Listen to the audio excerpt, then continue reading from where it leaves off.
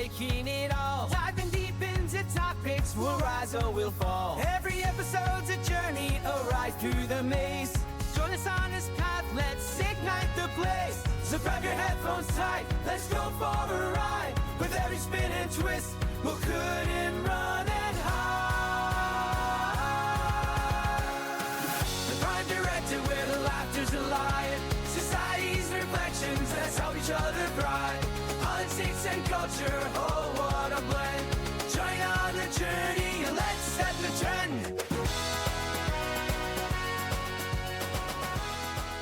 Going back to the Fog of War, absolutely incredible. Highly recommend for anyone to check it out, because one of the pillars or one of the lessons is really all around empathy. It's if you are incapable of empathizing and actually putting yourself into someone else's shoes, how, it's like you will see rational humans get to a point of conflict and violence where that seems rational, and it's only due to the fact that you cannot have enough empathy. So that's the first thing. The second thing really is about how do we create a better, more open mind. Education. It's foundational. You've got to go on that journey, and whether it's formal, informal, and that's the thing. As soon as you say education, there is this, I think, preconceived notion of, oh, you want me to sit in a classroom? You want me to listen to this, self-described,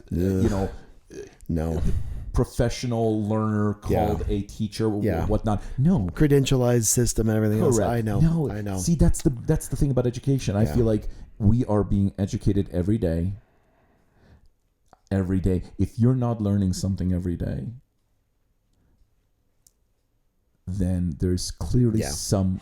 That's why YouTube. I think YouTube has been the great educator, even of our time right now. I would say in a lot of ways. I would say YouTube has far surpassed any program or teacher training, and it's why right now, like in the formal education world, you can see that there's just there's so much change, because when people can go onto YouTube and find a tutor or find information, find a how-to video. There's PBS teaching, like from the John Green series and whatnot, and he teaches all that stuff, on PBS, and you don't necessarily have to be in school. That's why I know some of the paradigms that we have right now are not meeting where we need to meet students at, right? Mm-hmm. I mean, and so the future is going to belong to the people that solve the problems, especially in education, like where you're able to get people edified. You're still going to need some kind of a credentialing system setup of some kind. It doesn't have to be traditional. It just doesn't. But you're going to have to, you don't want just some rando. This is the problem we're facing even right now with like the who to trust and the knowledge base and everything like that. You've got people out there that have nefarious purposes. That's why I launched into my tirade against certain individuals, because I see them as not helping us solve a problem. They're just exploiting the confusion that's out there. Again, if it's performative, which it could or could not be, you never know. But a lot of people can't tell the difference. Right. What's real, what's not, what's performative, what's an act, what's a P.T. Barnum thing, and then what's a real teacher. Mm-hmm. Who's a real teacher? They're not making a whole lot of money on you. Trust me, if you're in the public education system, you're not making any money at all. Those are the people that you really should be probably listening to. Even though I realize it's in a system that is not always beloved because of just how incomplete and artificial it can seem, and especially with the standardized assessment stuff. It kills me that we've lost our way, fumbling towards test scores instead of trying to reach kids where they're at. And realizing that everybody learns at different rates and levels. And I didn't come online in my own journey in education till I was in college. Yeah. I did not really come up fully online in my mind until I was really into some of those first classes.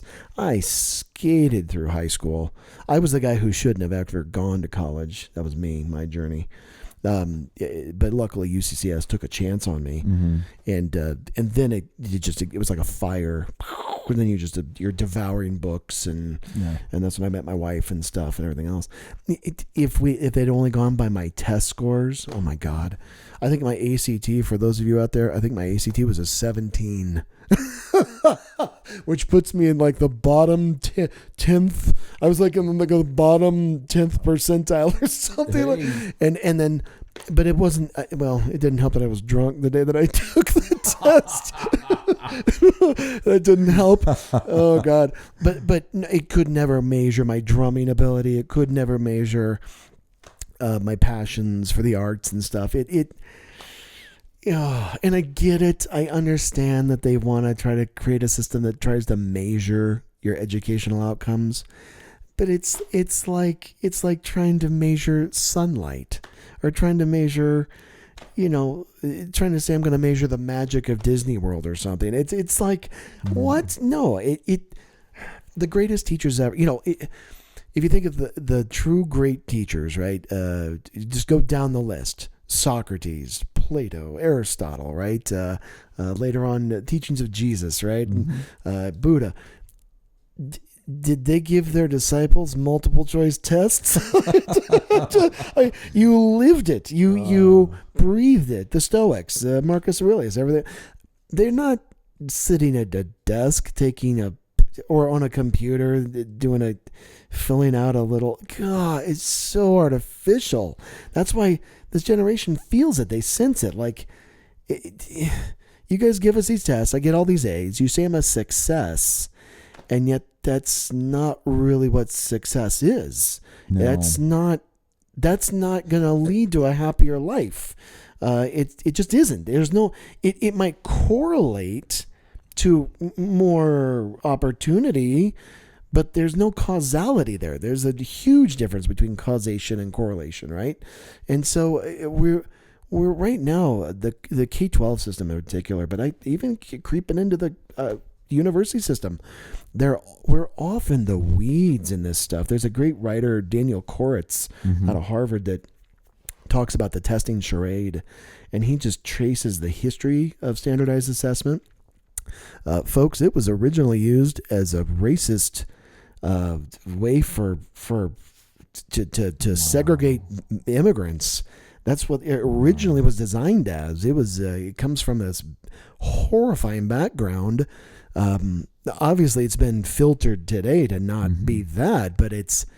If it was the foundation of the eugenics movement and whatnot, this is what these people originally created this stuff to do, was to try to sort people, and then billionaires and Carnegie and whatnot, they used it later on to try to sort their workers, and it has a pretty nefarious background if you go into the history of it. The Nazis were obsessed with this stuff, phrenology and this kind of faux science stuff, measuring people's skulls and whatnot. And I have a particularly creepy feeling in my body anytime I even give these assessments to kids, because on one level, yes, I want them to see that they're getting better as readers, and I love that. I love being able to show them, hey, you're growing, and we're proud of you, and keep going. We love it. We love you guys. But then on the other hand, I'm like, yeah, but then I'm perpetuating a system that is extremely not really what you're going to see as you go up into your collegiate career. You're not going to be taking a CSAP test, or it's CMAS is what we call it. But I'm so old school. I still remember the CSAP. But you're just not going to do those things. And it, the greatest teacher you had, or teachers you've had at the university system, Were they the people that gave you multiple choice tests, or the people that required you to say, write multiple papers, do research projects? You had to produce things. You had to come up with presentations. Correct. You had to perform. Correct. You had to be up and work in groups. You had to be able to communicate. You have to be able to do things. Meet And timelines. You've gotta meet each other at whatever level of proficiency you feel like you're at, or could be better. maybe you had to build a portfolio or whatever it was to show your work and things. I know. And yet a lot of times I feel like I'm spitting in the wind, because the whole system right now is so geared towards that standardized assessment stuff. Yeah, which in some subjects, to be fair, where things are very, let's be honest, binary in the sense of math. It's either Math. or it isn't. Sure. Right? Math, physics. However, you get into theoretical physics. Oh no, that's a different ballgame. So, like I said, certain subjects maybe on certain levels of that subject that would be. Right. But once you start going off of, things that I would never understand, astrophysics. Yeah, it's interesting that we would probably need to be at a different level. We do. And with that, I just want to thank you for actually educating me as well. I've just learned a number of things. Yeah. Some things that have definitely sparked my interest, and I'm gonna go and do some readings. So. That sounds good. Yeah. That's another Prime Directive. Make time for yourself to read and research every single week, every single day. Spend 20, 30 minutes, whatever amount of time you have, 1 page a day. Get a little bit smarter, a little bit more knowledgeable every day. All right. We'll catch you guys on the next episode, and maybe we'll do something, I don't know, more humorous of the next one. Humorous. All right, brother. Deal. All right. Thanks. See ya. See ya.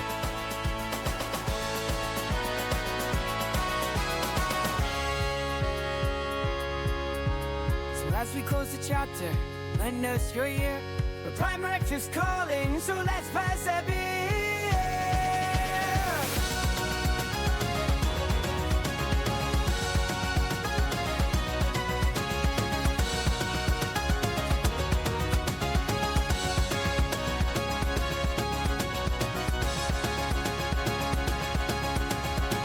The Prime Directive, where the laughter's alive. Society's reflections, let's help each other thrive. Politics and culture.